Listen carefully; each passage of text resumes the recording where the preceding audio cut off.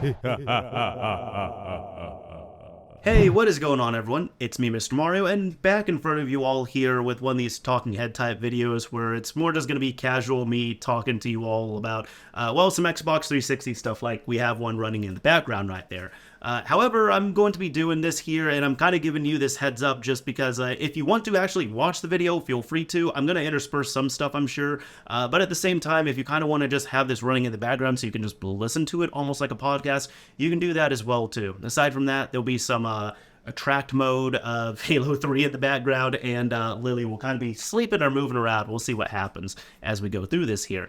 But again, I'm talking about the Xbox 360 because it is a system that I know and love, and it's very near and dear to me, and there's been more of a resurgence of interest in the Xbox 360 lately, and who can blame people with, how long it's been around for, the great games that were coming out for it, some of the cool mods that we've been seeing in the last few years that people are kind of finally allowing themselves to take the plunge with the big change, which was the Xbox 360 digital storefront, otherwise known as the marketplace, going offline. For those who aren't informed, on July 29th, 2024, it was kind of unceremoniously taken offline. Now, we did have well over a year to prepare for this, so if people are thinking they suddenly just pulled the plug on us, no, they didn't. Microsoft actually gave a pretty good heads up on this. And even one thing that people don't realize, and I didn't really fully realize this, it's impressive that people are still using the system to this day. It's online capable, officially supported in that regard, and that we could even make purchases on a almost 19-year-old system now at the time of recording this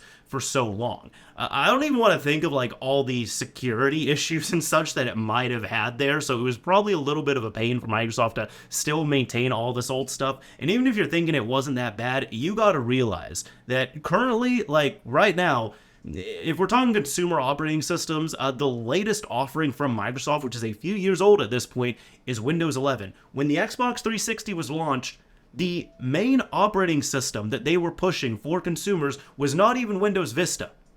It was Windows XP.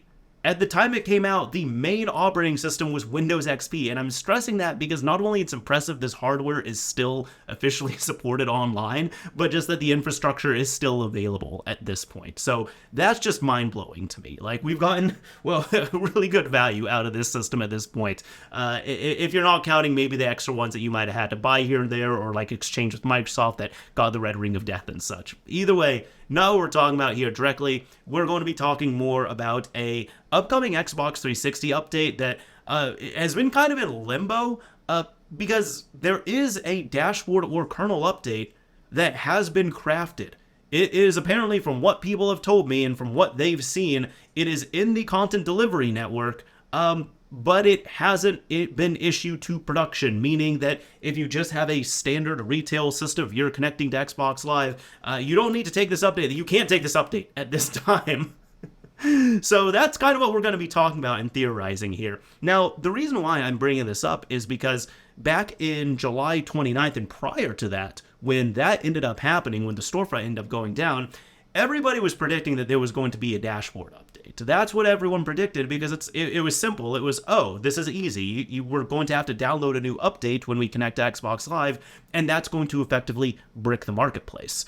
But if you take in an Xbox 360, at this point in time while I'm recording this, if you've taken an Xbox 360 online, if you have a hard-modded one such as a JTAG or a RGH and you're using something such as a stealth server, you might not have noticed too much of a difference because they're kind of mostly using custom dashboards and such. But if you just have a standard, like a bog standard retail Xbox 360 connected online, if you're on the latest dashboard, you'll notice that one, you don't need to take an update, and two, it does a little bit of like a half-hearted silent update.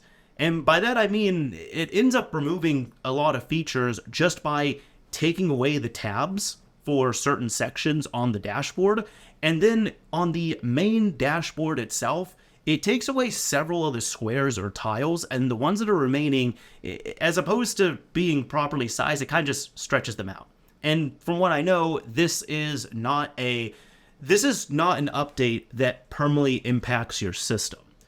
This is an update that you get from XML files that are pulled down to your system when you end up connecting to Xbox Live successfully. And this can also be proven because if you turn your system off, take it offline, and turn it back on, you get your original offline dashboard. It's all there. As soon as you connect to Xbox Live, you end up missing all those blades. You end up missing multiple different tiles. And then the ones that are remaining end up being stretched. But again, you go offline, or even if you just disconnect it from the internet, turn it off, turn it back on, and you're still disconnected, you have your original dashboard.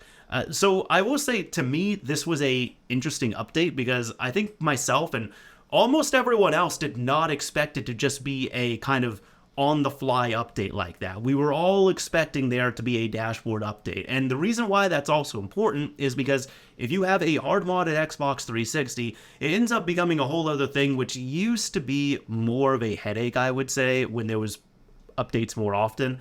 But essentially, if you have a retail system, you can connect on to Xbox Live, download the update, it applies, and you're done.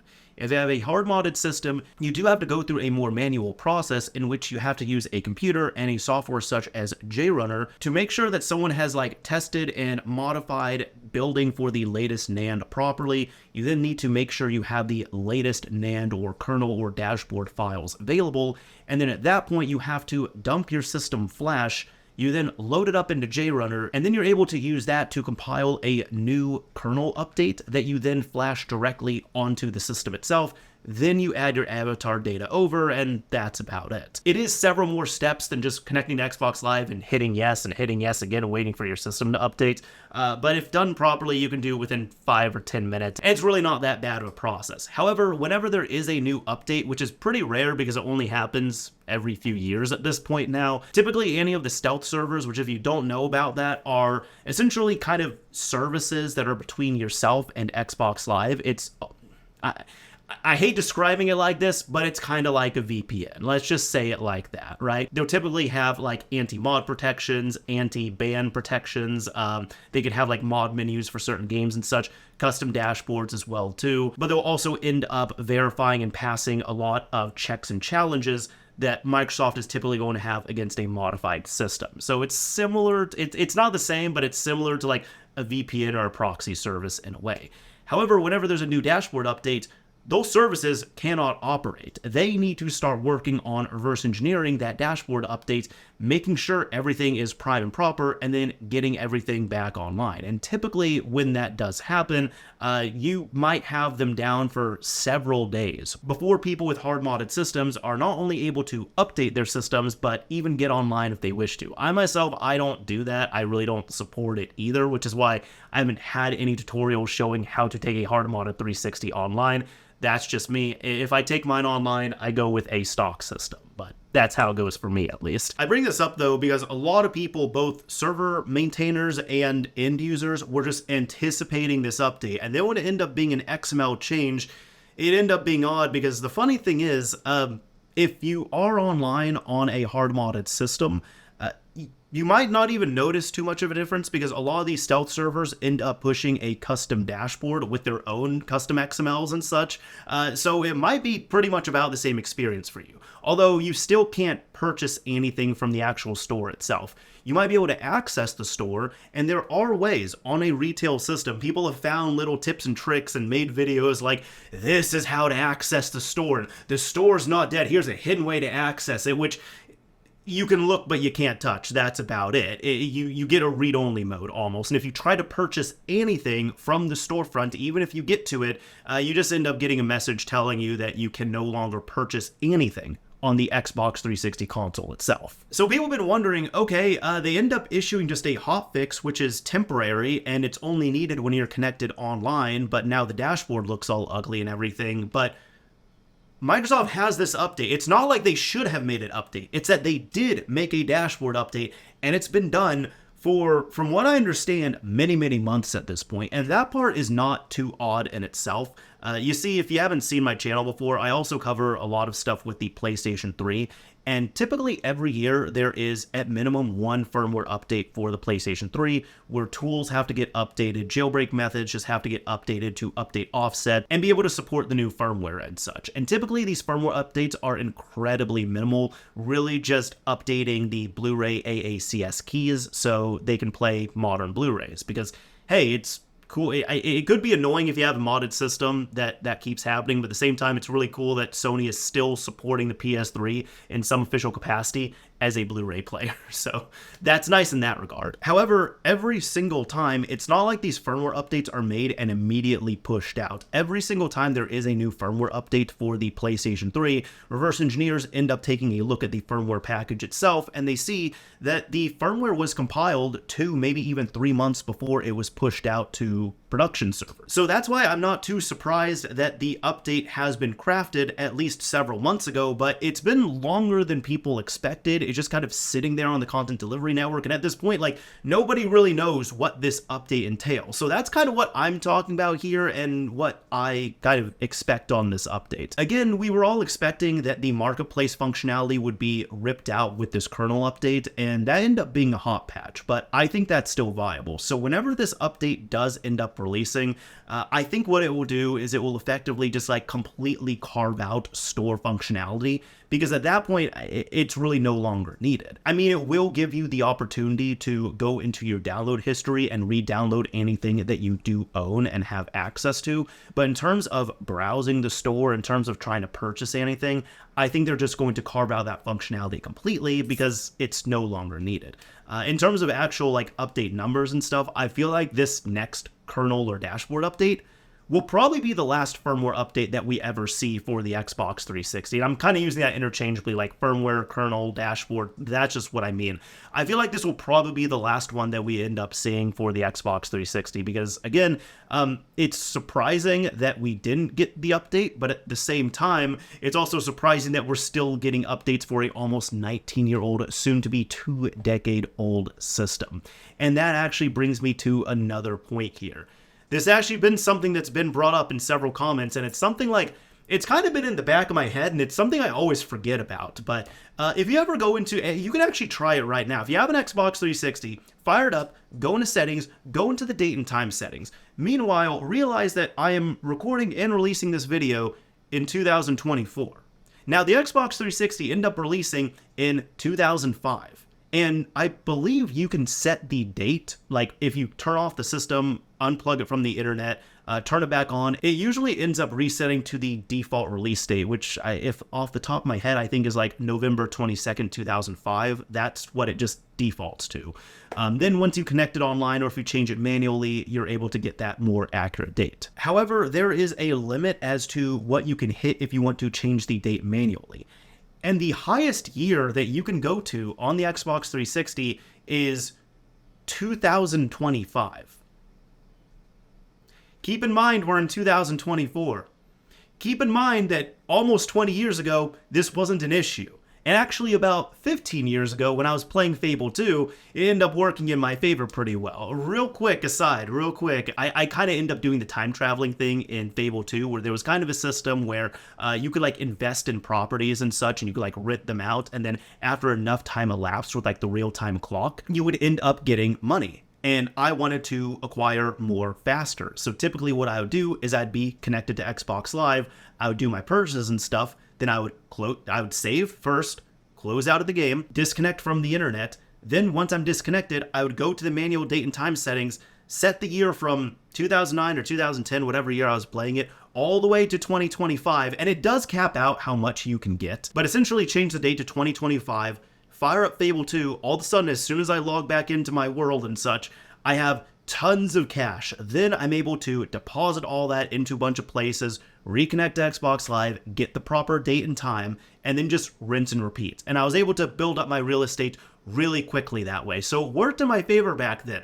But because we are less than a few months away from 2025, it kind of begs the question of what's going to happen in 2026. And this here is a fix that really can only be implemented with a kernel or a dashboard update. And it's not that I think that needs to be updated, it's that it does need to be updated. And I do firmly believe that Microsoft is going to have to update the calendar year in there. Now, I know I don't have any sway on this here, but my solution I think would be good.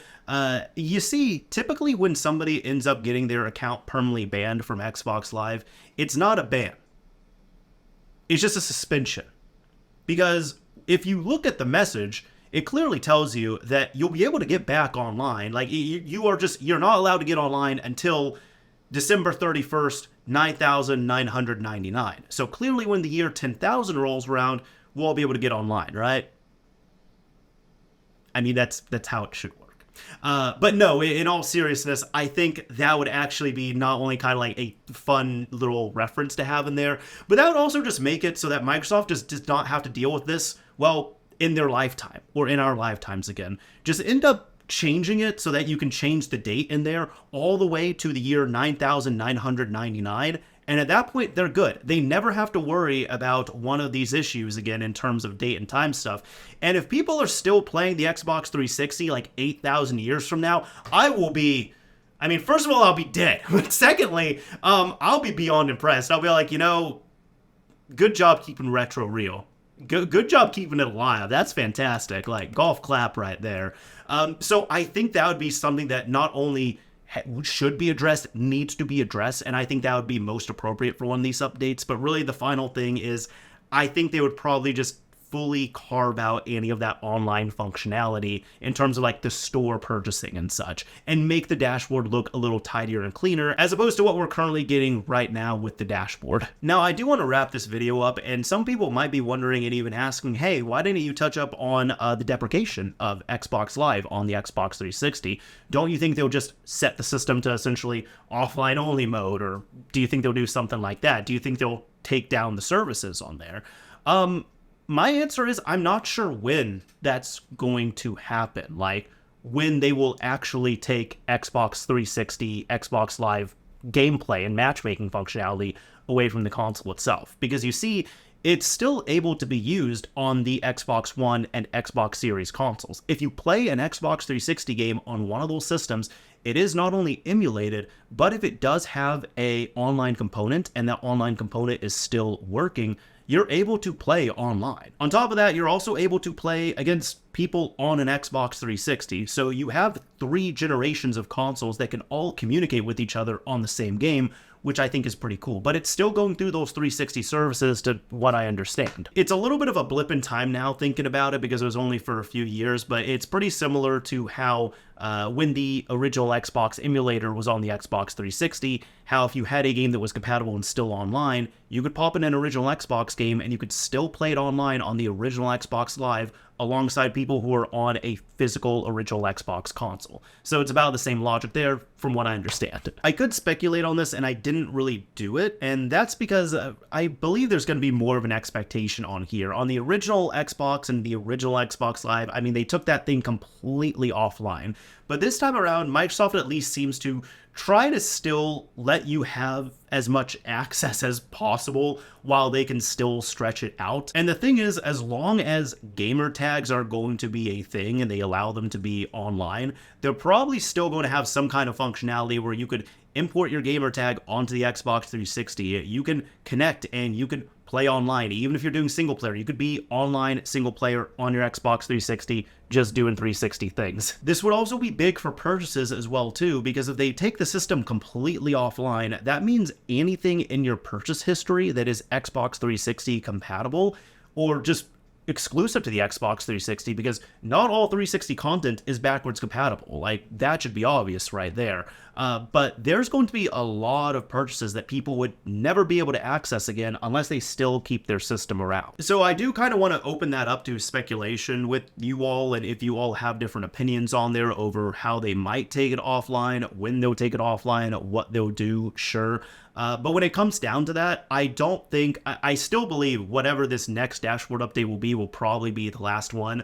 But I don't think it's going to be the one to take the system offline. And whenever they do decide to, if they even decide to, I think they will at one point, I don't think it's going to require a dashboard update. That's my opinion, at least. Either way, that's about it for this video here. Let me know what you think about this. Let me know what your thoughts might be, and let me know what you think the future of the Xbox 360 will be in terms of updates, online capability, functionality, all that fun stuff. It's been cool kind of having these conversations with you all and seeing the comments and such. So yeah, anyways, that's about it for this video here. This is Mr. Mario signing off. Thank you all for watching, everyone. If you enjoyed this video, a like would absolutely be appreciated. And if you didn't like it, a dislike is fine as well too.